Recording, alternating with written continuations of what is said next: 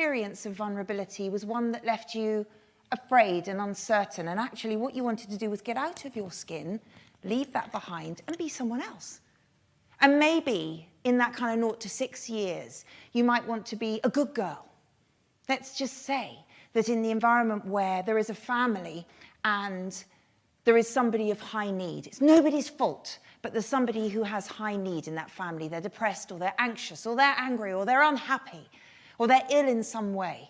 Let's say the child has a sibling who is high maintenance, and they see all the family resources looking after this child, all of them worrying about this child. And the sibling will say, do you know what? I don't want to ask anything of the family system. I'll give to it. I'll be a good girl. So when mum needs help, I'll say, I'll lay the table.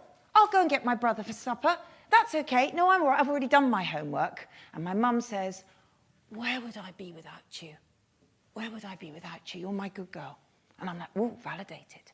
And then I go to school and I do tidy up time. And when a new girl comes in, I show her around. I'm quite happy to do that. And the parents hear, such a nice child to have around. Really doesn't get into all of those cliques. And then that child goes to secondary school.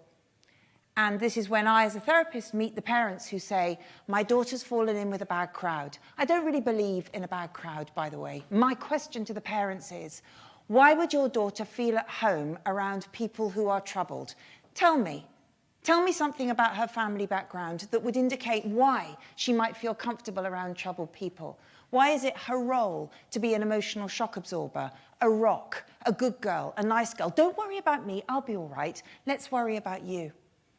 And I bet your bottom dollar that later on she will fall in love with someone who is high maintenance. She will translate those feelings about who she is and how she feels about herself as love. Her eyes will meet across the bar against someone, and of course this person is going to be high maintenance, and they will demand that she stays in that role of caretaker, that she stays in that role of giving. Don't worry about me, let's worry about you.